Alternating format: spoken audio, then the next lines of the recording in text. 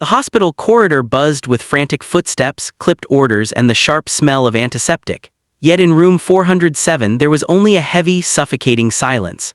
Machines blinked helplessly beside the motionless form of Professor Eleanor Hayes, the world-renowned neuroscientist whose sudden collapse had shocked the entire research institute. 100 doctors, specialists flown in from every corner of the world had taken turns examining her.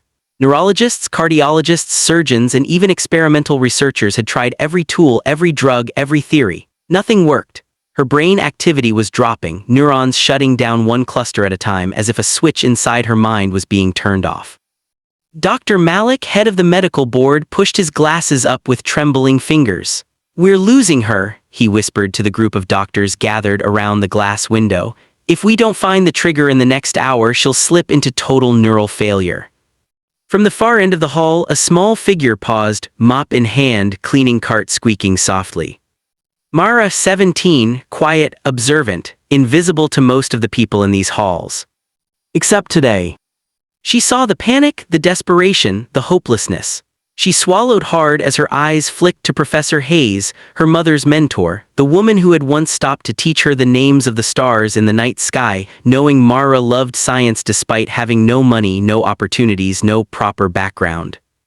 Her mother's voice echoed in her head, "Education is not just in the classroom, you learn because your mind refuses not to." Mara had listened.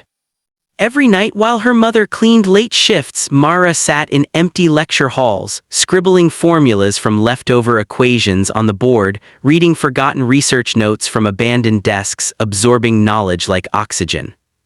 Now she stepped closer to the cluster of arguing doctors. "Excuse me," she said softly. No one turned.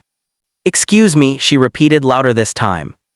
A few heads snapped toward her, annoyed, impatient, confused. "This is a restricted area," one doctor barked. "Please step back." Mara didn't move. "I know what's wrong with her." A ripple of disbelief ran through the room. Dr. Malik stared at her as if she'd spoken in another language. "You're the cleaner's daughter, right?" he said, trying to sound gentle but failing. She nodded. "Yes, but I also study Professor Hayes's work every day. I recognize the symptoms." Her research notes, she's been studying neural pattern echo reactions. She mentioned a rare synthetic compound that can interfere with the brain's electrical frequencies. The symptoms match, exactly. A young specialist scoffed. "Are you suggesting a research-grade neurochemical reaction? Impossible," we checked her blood for.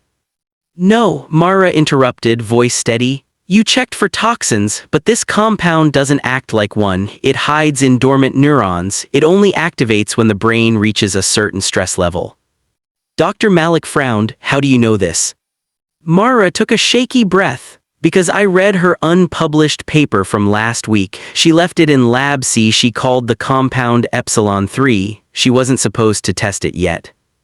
A heavy silence fell. Dr. Malik rushed to the nearest terminal, typing rapidly. "Get me Hayes's lab files now." Within seconds, a digital file displayed the exact neural patterns Mara described. The room erupted. "She's right. These waveforms, my God. We completely missed this." But then came the real problem. "There's no antidote," a senior neurologist announced. Her theory didn't reach that stage. Mara stepped forward, fear slipping away as something stronger replaced it, conviction. "There is one," she wrote it in the margins. She met their stunned eyes. "But you wouldn't know that unless you read everything, even the messy notes she scribbled on scrap paper." Dr. Malik exhaled sharply. "What is it?" "A counter-frequency algorithm, not a drug, a pattern, a pulse sequence to be fed directly into the neural stabilizer." The doctors stared at her as if she were speaking magic. "You can't improvise a neural pulse sequence," one doctor protested, "if you miscalculate by even a fraction." "She dies anyway," Mara said firmly, "but if we don't try, she dies for sure." The room froze. Finally, Dr. Malik nodded. "Set up the neural modulator, let the girl guide the sequence." In the corner, Mara's mother stood trembling, tears in her eyes. "Baby, are you sure?"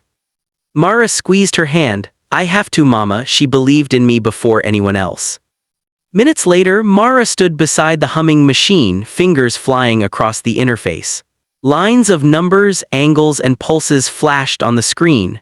Doctors watched with breathless anticipation as she input the counter frequency, an elegant pattern that looked almost like music turned into math. "Ready," she said softly. Dr. Malik gave a single nod. "Apply sequence." The machine surged with a low vibration, a pulse, another, then a rhythm delicate, precise, almost impossibly complex. Professor Hayes's vitals jerked, flatlined for a second, came back, stabilized, then rose stronger. Her eyelids trembled. Then slowly they opened. "Mara," she whispered. Gasps filled the room. One doctor dropped his clipboard. Mara exhaled a sob of relief. "Welcome back, Professor." Dr. Malik looked at Mara with awe, pure awe. You just succeeded where 100 doctors failed." Mara stepped back, heart pounding. "She saved herself," she said quietly. "I just listened to her work." But every person in that room knew the truth. The black genius daughter of the cleaner hadn't just listened. She had done the unthinkable.